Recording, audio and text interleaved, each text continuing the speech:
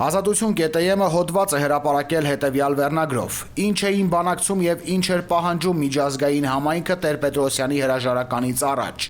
Պետ դեպի գաղտնազերծված փաստաթղթերը։ Օ, ինչ սենսացիա։ Ոչ ավել ոչ պակաս պետ դեպի գաղտնազերծած հավաստի փաստաթղթերի հիման վրա։ Երևի Կոպիրկինը անցած շաբաթ այդ հույժ գաղտնի փաստաթղթերը հասցրեց Լևոն Ակոպիչին։ Ուրեմն պարզվում է, որ միջազգային հանրությունը դա Ռուսաստանը չէր, ինչպես Ստեփանակերտում հայտնի տեսանյութի մեջ պնդում էր ԼՏՊ-ն։ Միջազգային հանրությունը դա հենց Մինսկի խումբն էր։ Իսկ այսպես կոչված ճնշումների հիմնական խթանիչը 96-98 թվականներին Ռուսաստանի Դաշնության ԱԳ-նախարար Եվգենի Պրիմակովն էր։ Ուկրաինական պատերազմից հետո որոշ վերլուծաբաններ Պրիմակովի մասին հյուսված պատրիոտ Ռուսաստանի Դաշնության ԱԳ-նախարարի մասին լեգենդը կասկածի տակ են դնում։ Պարզվում է, որ Եվգենի Մաքսիմիչը ոչ ավել ոչ պակաս ամերիկացիներին ուղղակի սլիվ է արել արևմուտքի համար աշխատող ողջ սովետական KGB ագենտուրայի ցուցակը։ Սա հենց այնպես։ Բայց ազատության հոդվածի հիմնական միտքն այն է, թե ռեգիոնում մեծ էներգետիկ պրոյեկտների ստորագրման ժամանակներ էին եւ Հայաստանը մերժելով միջազգային հանրությանը, Ամերիկային, Ֆրանսիային եւ Ռուսաստանին խաղից դուրս մնաց եւ հայտնվեց փակուղում։ Չլսեցինք ԼՏՊ-ին։ Ինչպես հոդվածում է ասվում, Պրիմակով ԱՄՆ փոխպետ քարտուղարին զգուշացնում է. Տեր-Պետրոսյանը Հայաստանում լուրջ քննադատության թիրախում է հայտնվել խիզախ դիրքորոշման համար եւ նրան պետք է աջակցել։ Փաստորեն մեկ ԼՏՊ-ն է ըստ ռուսների խիզախ դիրքորոշում ունեցել, մեկ էլ Նիկոլը, հիշում եք չէ Պուտինի խոսքերը։ Վերադառնանք 98 թվական։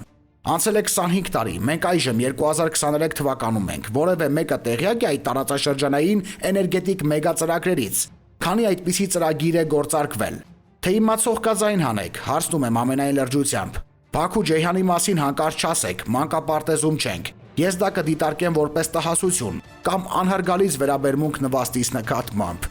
Տարածաշրջանի միակ գլոբալ էներգետիկ ծրագիրը, որ կարող էր իրականություն դառնալ եւ վիժեցվեց ռուսների ճնշմամբ, Քոչարյան Ռոբի ձեռքերով, դա Իրան-Հայաստան 1500 մմ տրամագծով նախատեսված գազի խողովակաշարն էր, որը կարող էր կրկնապատկվել, որին անպայման կհաջորդեր Իրան-Հայաստան նավթատարի նախագիծը։ Այս նախագծերը Վրաստանի Սևծովի հատակով եւ տանկերներով Եվրոպա հասցնելը խաղ եւ պար էր։ Այդ նախագծի իրականացումից հետո Եվրոպան Ռուսաստանից էներգետիկ կախվածության մեջ երբեք չէր ընկնի։ Մեր տարածաշրջանը, հատկապես Հայաստանը ռուսական պատանդ չէր դառնա դրանից բխող բոլոր հետևանքներով։ Սա էր իսկական գլոբալը, որի բանալին հայկական կողմի ձեռքերում էր։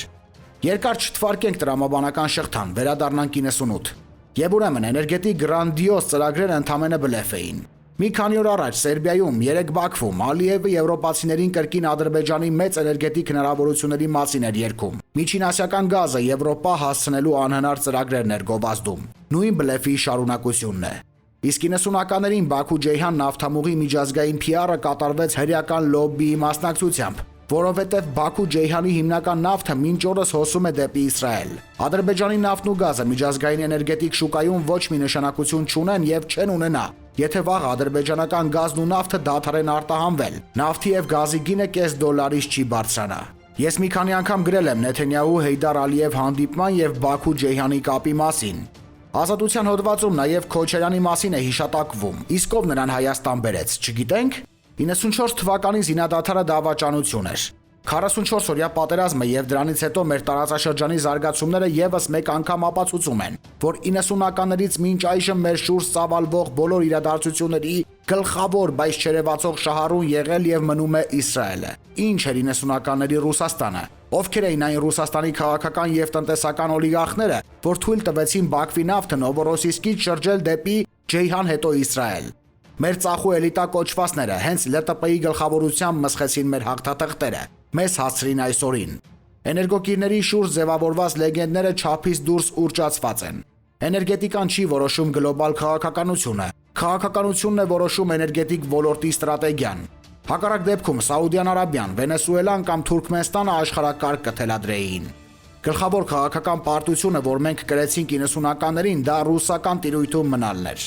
Ռուսական ռազմաբազան Հայաստանում պահելը, ԱՊՀ եւ ՀԱՊԿ մտնելն էր, ռուսական պրոքսի մահապարտի դերն էր, որ փաթաթվեց Հայաստանի վզին։ Եվ ընդհանրապես ոչ մի գաղտնազերծված փաստաթղթով չի կարելի կարծիք կազմել դեպքերի մասին։ Դա հատկապես վերաբերվում է արևմտյան երկրներում գաղտնազերծված թղթերին։ Ռուսահայից ով է գլուխանում, որ ամերիկացին եւ եվրոպացին գլուխանեն։ Ռուսամոլությամբ հիվանդացած հայը տրամաբանությունից դուրս երևույթ է։ ԿՀՎ-ի ամենահավատարիմ հայ գործակալը հոգու խորքում KGB կսիրե։ Դե եկ ամերիկացի կամ եվրոպացի դիվանագետ սրանցից գլուխանի եւ ղեկավարների ճիշտ բան հասկացրու։ Ազատությունն էլ 25 տարի անց դա ներկայացնի որպես սենսացիա։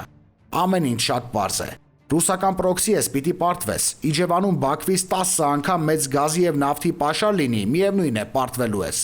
Խելքից զոր մի տուր Գիգոր ջան։ Նկարում Ալիև-Նեթանյահու հանդիպումն է 97-ի օգոստոսին, թե հետո ինչպես զարգացան դեպքերը Հայաստանի շուրջ հիշեք ինքներդ։ Գրել է Արա Արայանը Facebook-յան իր էջում։